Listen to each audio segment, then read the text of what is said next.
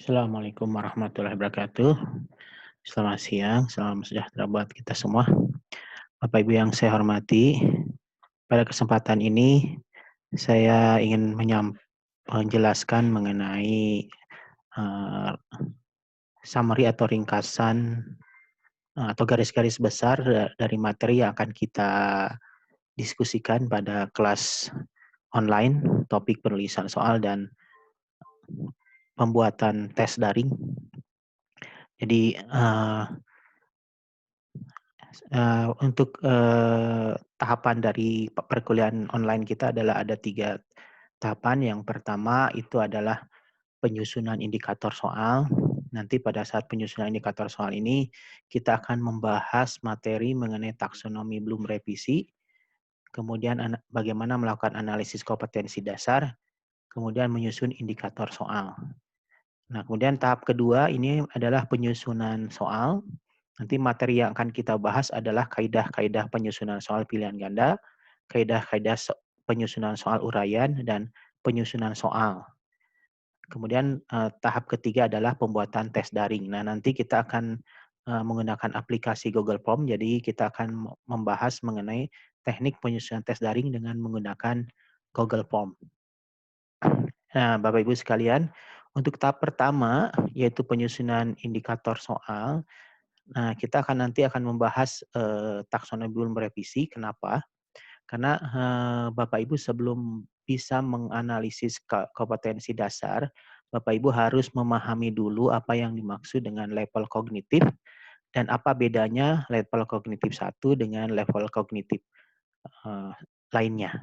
Jadi kalau kita mengacu pada taksonomi Bloom, kita mengenal ada 6 level kognitif, yaitu mengingat, memahami, menerapkan atau mengaplikasikan, menganalisis, mengevaluasi, dan mengkreasi. Jadi level C1 atau mengingat itu atau remember ini adalah mengingat fakta atau konsep dasar. Nanti setiap level kognitif mempunyai KKO atau kata kerja operasional masing-masing. Dan yang kedua ini memahami, yaitu menjelaskan ide atau konsep. Jadi dapat menjelaskan ide atau konsep. Sama ini juga dia mempunyai KKO atau kata kerja operasional sendiri. Kemudian apply yaitu mengaplikasikan itu menggunakan informasi pada situasi yang baru. Kemudian menganalisis itu dapat menghubungkan ide-ide, dapat menjelaskan menghubungkan antara ide. Kemudian mengevaluasi adalah menjustifikasi dan membuat keputusan, sedangkan kreasi itu membuat produk baru atau original. Nah ini Bapak Ibu, nanti yang ini yang kita harus dipahami karena nanti pada saat menganalisis kompetensi dasar, Bapak Ibu harus paham mengidentifikasi level kognitif dari KD tersebut. Nah ini Bapak Ibu, jadi tadi Bapak dalam taksonomi belum itu pertama harus bisa atau memahami makna daripada level kognitif, kemudian dapat membedakan level kognitif 1 dengan level kognitif yang lainnya. Dan kedua, ketika kita mempelajari taksonomi belum itu, kita harus bisa mengidentifikasi KKO yang akan digunakan. Jadi KKO itu ada kata kerja operasional, di mana di sini setiap level mempunyai kata kerja operasional masing-masing. Nah, untuk apa kata kerja operasional ini? Ketika kita menyusun indikator, maka kita setelah mengidentifikasi level kognitif, maka kita memilih kata kerja yang sesuai dengan KD yang kita analisis. Untuk membuat indikator. Indikator itu ada 3. Ada indikator penyokong, ada indikator pokok, ada indikator pengaya. Nah, apa yang dimaksud, saya mungkin akan menjelaskan dulu ke indikator pokok. Jadi indikator pokok itu adalah indikator yang diturunkan dari KD berdasarkan level kognitifnya, di mana indikator pokok ini adalah indikator minimum yang harus dicapai ketika ingin mencapai kompetensi dasar. Nah, ketika kita sudah mengidentifikasi indikator pokok, maka kita bisa mengembangkan indikator penyokong. Indikator penyokong itu adalah indikator turunannya. Maksudnya gini, jadi ketika pada proses pembelajaran, misalnya kalau indikator pokoknya menerapkan, maka pada saat pembelajaran itu siswa akan kesulitan kalau langsung menggunakan indikator C3 untuk pencapaian pembelajarannya. Maka dia harus turunkan ke indikator C2 memahami dan ke indikator C1 mengingat. Jadi ketika proses pembelajarannya merupakan proses yang bertahap. Jadi dia menguasai dulu level 1, kemudian sudah menguasai level 1 baru menguasai level 2. Setelah menguasai level 2 maka menguasai level 3. Level 3-nya ini adalah yang menjadi indikator pokoknya. Kata kerja operasional diambil dari level 3 ini. Nah, sementara kata indikator penyokong adalah indikator membantu untuk mencapai pada indikator pokok. Begitu. Sementara indikator pengaya adalah indikator di atas dari level kognitif dari indikator pokok. Level kognitif ya indikator pokok yang ini. Jadi kalau misalnya ada siswa yang mempunyai kemampuan yang lebih, maka kita bisa mengujinya dengan indikator pengaya. Di mana indikator pengaya itu adalah indikator yang level kognitifnya lebih tinggi dibandingkan indikator pokok. Nah, kemudian nanti di dalam taksonomi Bloom juga akan dibahas mengenai apa yang dimaksud dengan pengetahuan faktual, konseptual, prosedural, dan metakognitif. Nah, nanti ini secara detail akan penjelasannya akan Bapak Ibu dapatkan pada video pembelajaran selanjutnya yang akan lebih detail. Nah, dalam penyusunan indikator soal, tahap selanjutnya setelah mempelajari taksonomi Bloom adalah melakukan analisis kompetensi dasar. Nah, di sini saya ingin menjelaskan sedikit, memberikan contoh bagaimana melakukan analisis kompetensi dasar itu. Nah, jadi ini hanya berupa gambaran umum saja, nanti Bapak Ibu bisa mendapatkan informasi secara detail pada video pembelajaran yang disiapkan di Google Classroom. Jadi tahapan analisis kompetensi dasar itu pertama menentukan level kognitif, kemudian setelah menentukan level kognitif adalah menentukan kata kerja operasional yang akan digunakan baik untuk penunjang, pokok maupun pengaya, kemudian mengidentifikasi materi kajian yang akan digunakan dan konteks. Nah, apa yang dimaksud dengan level kognitif di sini? Tadi sudah dijelaskan di taksonomi Bloom. Nah, di sini kita akan mencoba menunjukkan contoh mengidentifikasi level kognitif. Jadi di sini yang akan kita identifikasi level kognitif di mana di bawahnya ini adalah kompetensi dasar yang akan kita analisis. Nah, mana level kognitif itu? Nah, di sini untuk KD 3.1 kita memahami itu adalah level kognitifnya. Titik 3.2 menganalisis. 3.3 menerapkan. Jadi memahami ini adalah level kognitif 3.1, 3.2 menganalisis, dan 3.3 menerapkan. Kalau kita jelaskan lagi, jadi ini level kognitif yang kita tadi sudah identifikasi. Nah, kemudian memahami itu kategori C2. Nah, nanti Bapak Ibu bisa menggunakan untuk menurunkan indikator pokoknya adalah dengan menggunakan KKO atau kata kerja operasional pada kolom memahami. Sementara untuk yang menganalisis termasuk kategori C4, jadi KKO-nya kata kerja operasionalnya menggunakan pada kolom 4. Dan yang menerapkan ini C3 aplikasi, jadi kolom kata kerja operasi yang digunakannya adalah di kolom 3. Nah, bagaimana dengan penyokong? Nah, kalau penyokong, jadi kalau misalnya yang 3.1 itu ada di C2, maka penyokongnya itu ada di C1. Diturunkan lebih rendah.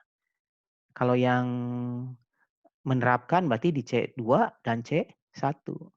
Kalau menganalisis ada di C3, bisa di C2 dan C1. Satu, kata operasionalnya.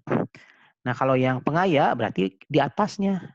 Jadi kalau memahami nanti bisa saja pengayanya adalah C3 atau mau lebih lagi sampai C4 bisa C3 dan C4. Begitu juga untuk yang menerapkan. Menerapkan itu berarti kan menerapkan itu berarti dari C3 berarti ngambilnya di C4. Kalau menganalisis berarti bisa mengambil di C5 karena pokoknya adalah di C4. Nah, sekarang bagaimana mengidentifikasi materi? Kita lihat contohnya.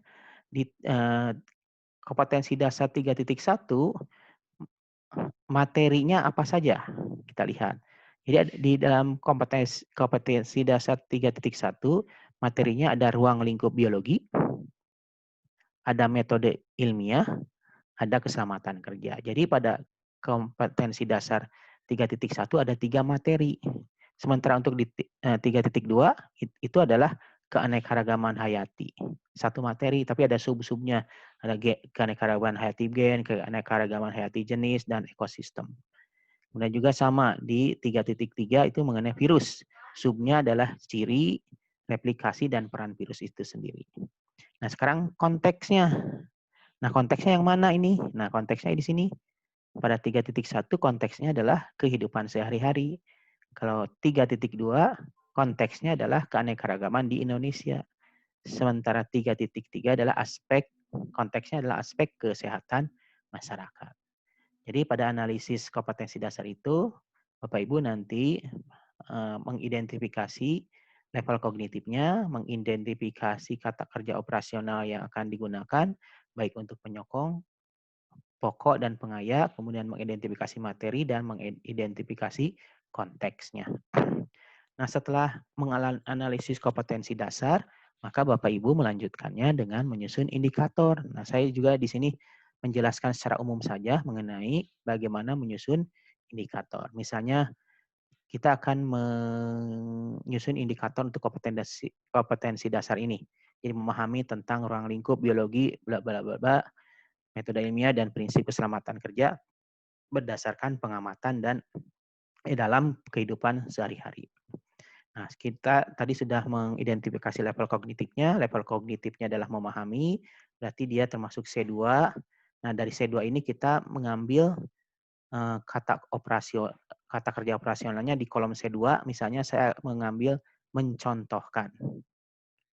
Nah, kemudian materi yang saya pilih kan ada 3, ruang lingkup biologi, ada metode ilmiah, ada keselamatan kerja. Saya mencoba memberikan contoh untuk materi metode ilmiah. Sementara konteksnya adalah kehidupan sehari-hari. Jadi kalau dibuat indikatornya, maka contohnya seperti ini. Peserta didik dapat berikan contoh aktivitas metode ilmiah di tahapan observasi pada kehidupan sehari-hari. Jadi kata operasionalnya memberikan contoh. Materinya adalah metode ilmiah pada tahapan observasi. Konteksnya adalah kehidupan sehari-hari. Nah, ini adalah contoh indikator soal yang tidak memerlukan stimulus. Jadi hanya STEM saja. Karena hanya dengan STEM ini peserta ini sudah jelas, sudah komplit informasinya sehingga ini bisa diterjemahkan ke dalam soal. Nah, ada juga indikator yang memerlukan stimulus. Jadi kalau hanya pernyataan indikator saja, maka kurang lengkap, kurang jelas, sehingga ketika diterjemahkan atau dikembangkan ke soal, ini akan kesulitan. Oleh karena itu, ada juga indikator yang mempunyai stimulus. Nah, ini contoh yang tadi bahwa di level koordinat C2 maka menggunakan mencontohkan. Di C2 saya mengambil kata kerja operasionalnya adalah mencontohkan. Nah, sekarang ini saya akan berikan contoh bagaimana menyusun indikator yang dengan stimulus. Ini kompetensi dasarnya adalah menerapkan pemahaman tentang virus berkaitan ciri replikasi peran virus dalam konteks aspek kesehatan masyarakat. Maka level kognitifnya adalah C3. Maka kita memilih kata kerja operasional di kolom C3, misalnya mengklasifikasikan. Saya kembali sebentar.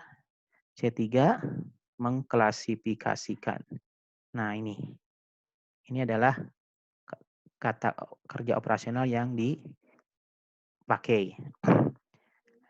Jadi mencontohkan, mengklasifikasikan. Nah ini materinya yang saya pilih adalah ciri virus. Kemudian konteksnya adalah kesehatan masyarakat. Maka saya membuat indikator soalnya, pernyataannya peserta didik dapat mengklasifikasikan virus yang menyebabkan penyakit pada masyarakat berdasarkan ciri-cirinya.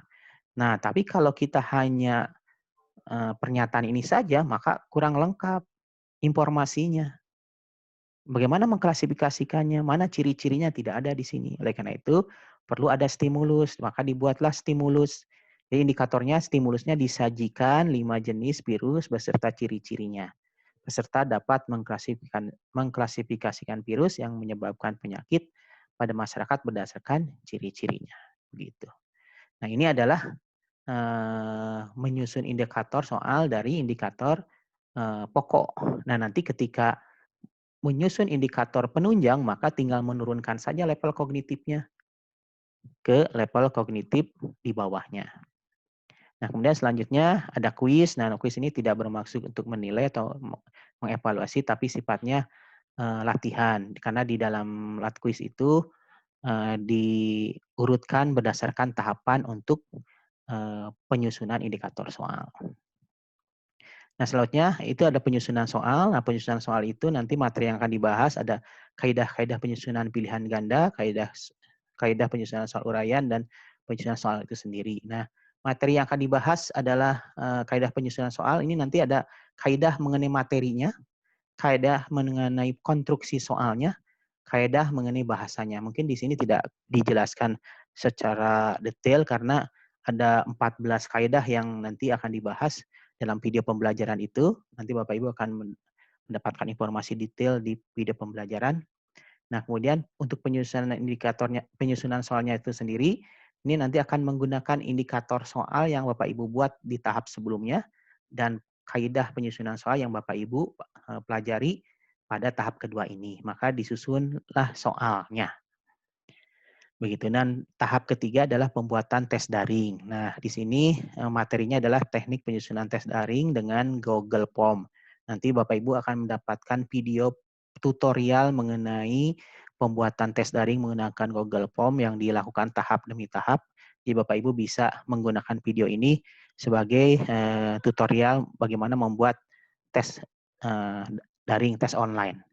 Jadi Bapak Ibu kalau dengan menggunakan video, kelebihannya adalah Bapak Ibu bisa men-stop, mengulang kembali, dimajukan lagi, dimundurkan lagi, bisa. Jadi dengan video ini Bapak Ibu bisa mengulang-ulang materinya. Nah Bapak Ibu, demikian jadi untuk materi yang akan kita bahas itu ada 3 periode tadi. Pertama penyusunan indikator soal, terdiri dari materi taksonomi Bloom, kemudian menganalisis kompetensi dasar, kemudian menyusun indikator. Sementara untuk tahap keduanya adalah penyusunan soal, terdiri dari kaidah-kaidah penyusunan soal dan penyusunan soal itu sendiri. Sementara yang ketiga adalah pembuatan tes daring menggunakan Google Form. Ya Bapak Ibu itu yang bisa saya sampaikan resumenya. Nah, resume tujuannya adalah supaya Bapak Ibu mendapat gambaran garis-garis besar apa yang dibahas pada kegiatan kelas online penyusunan teknik penyusunan soal dan pembuatan tes daring. Mudah-mudahan ini bisa memberikan gambaran pada Bapak Ibu apa yang akan kita bahas dan ini menjadi informasi awal materi-materi apa saja yang akan kita bahas. Demikian Bapak Ibu sekalian, terima kasih atas perhatiannya. Kalau ada pertanyaan, Bapak Ibu bisa mencantumkan pertanyaan-pertanyaan mengenai mekanisme dan materi secara global di respon kelas atau di WA Group boleh. Terima kasih sekali lagi. Assalamualaikum warahmatullahi wabarakatuh. Selamat siang, selamat sejahtera buat kita semua. Terima kasih.